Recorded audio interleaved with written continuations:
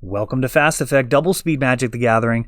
We've got Billy on Eldrazi versus Ben on Bant Delverblade. Eye of Ugin enabling just a single Endless one. Sometimes that Eye of Ugin can let you spam out just a ton of creatures. Not the case here. Ben, on the other hand, fairly ideal opening. Delver of Secrets is where you want to be. Tropical Island's going to be a little vulnerable to Wasteland. Depending on his mana base, he may not have much of an option to play around it. Looks like it's going to be on 3 colors. And Chalice at 1 sticking. And we'll see how much of Ben's hand that blanks. Delver not flipping, just passing the turn. That is pretty brutal. Wasteland has arrived, and that can potentially take out this Tropical whenever Billy wants. But he's going to go for a Thought-Knot Seer. This prompts a fetch. Grabbing a island. Interesting altar on that.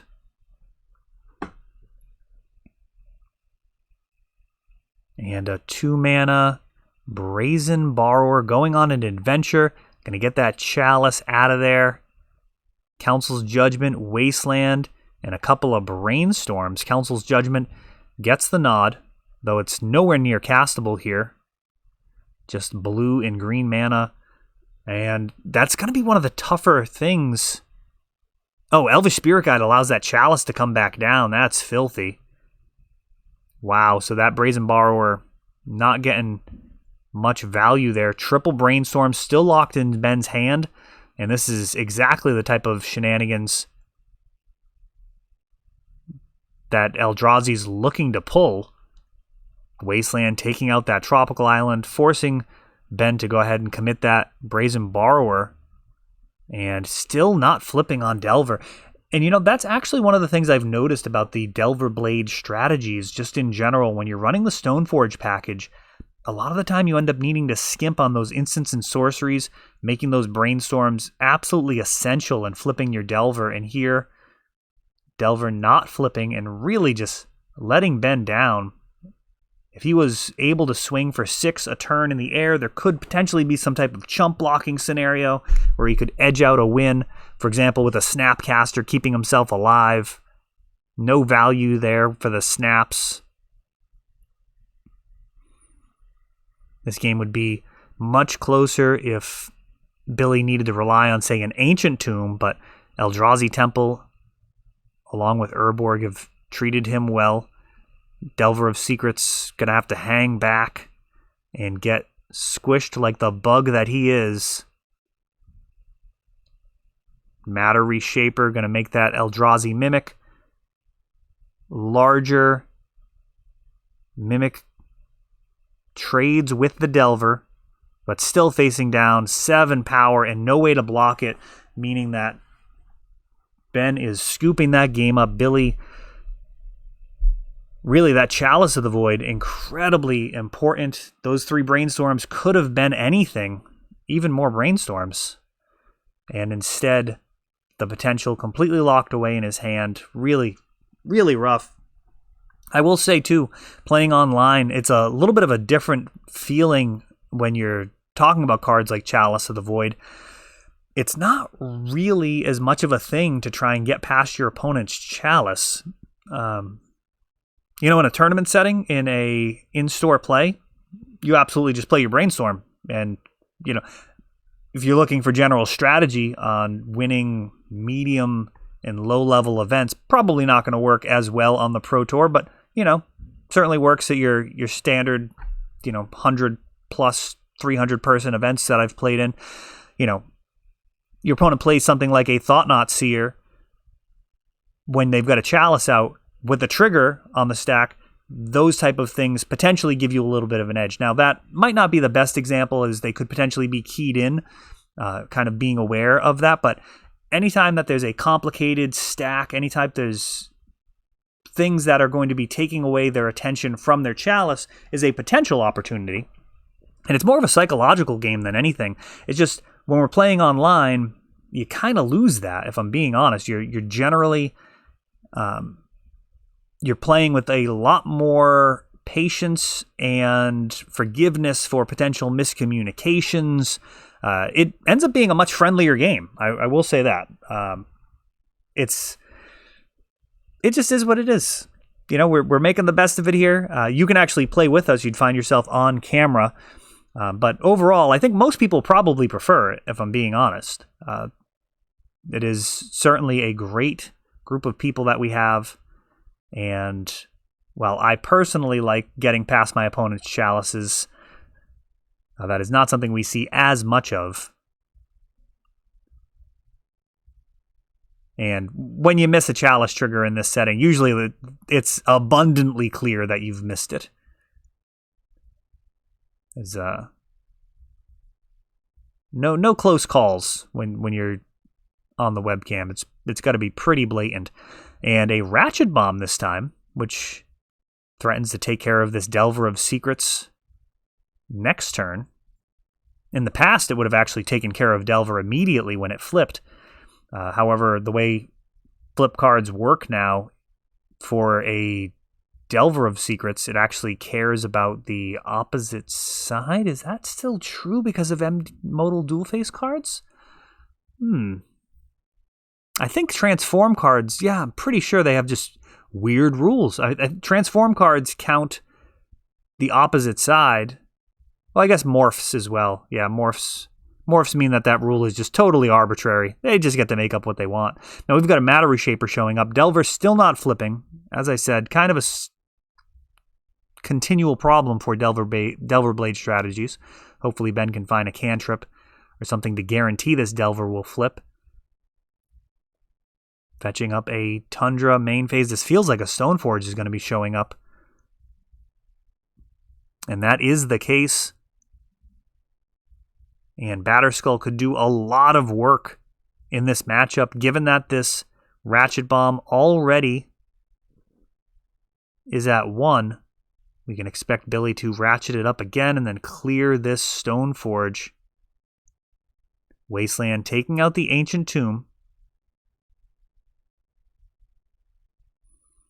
Yeah, Batterskull not so hot when it's just stranded in your hand. Hopefully Ben will have another Stoneforge Mystic. Give him a chance to get that Batterskull into play. Chalice at 1. And this meets a Force of Negation. Pitching Supreme Verdict, a spicy, spicy card. The fact that has that blue mana in its symbol. More relevant now with Force of Negation and Force of Will taxing your blue count. And I think Force of Negation probably gets a little bit better. True Name Nemesis. This is a fairly difficult card to answer. Not that Billy's totally without answers. We did see Ratchet Bomb. But he's actually just going to scoop it up, as Ratchet Bomb would be too slow, given how far the game had progressed. True Name Nemesis with Batterskull. One of the more terrifying things for fair decks to have to square off against. Just 7 damage each turn added to your opponent's life total. You're losing 7. Really not too many things that have ever been better at wearing pants than True Name Nemesis.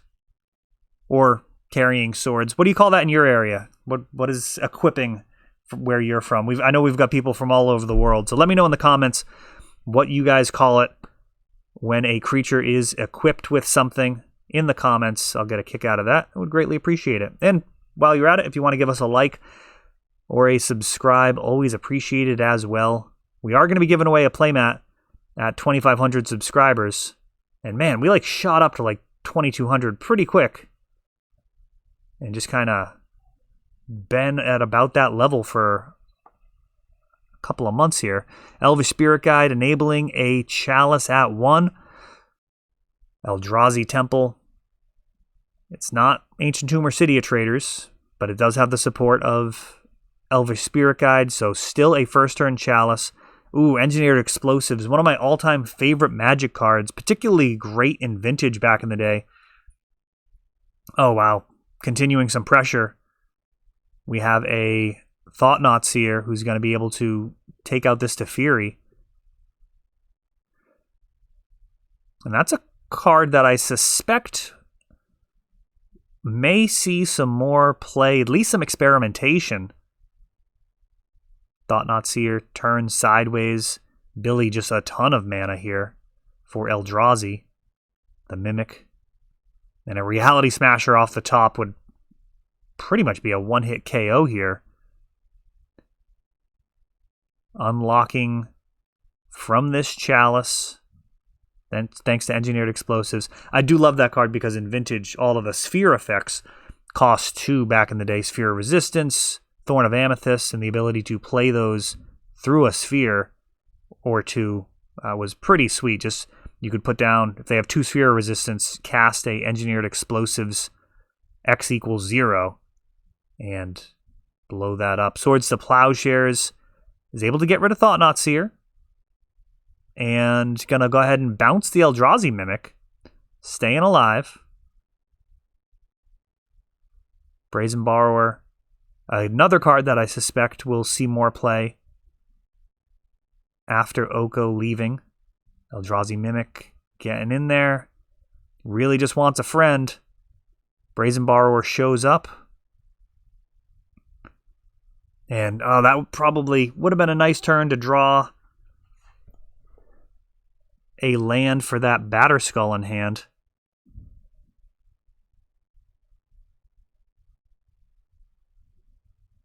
Brazen Borrower would be decent at carrying that.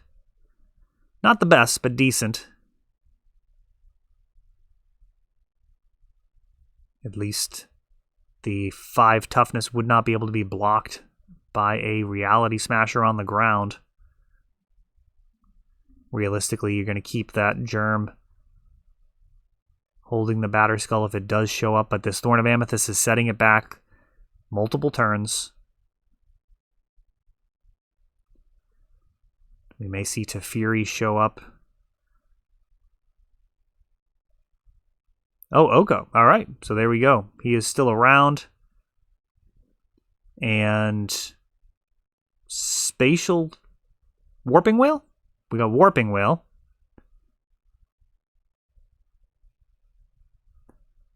Oko has made a food. And I am not going to lie, this feels like really, really bad for Eldrazi. We've got a 3/3 token, which is bigger than the Mimic. Billy's deck could bail him out, but if he continues to draw as he's been drawing here, this Oko is going to completely take over the game. Making a 3/3 elk every other turn, can get rid of the Thorn of Amethyst if need be, and True Name Nemesis as well. This is really swinging in Ben's favor.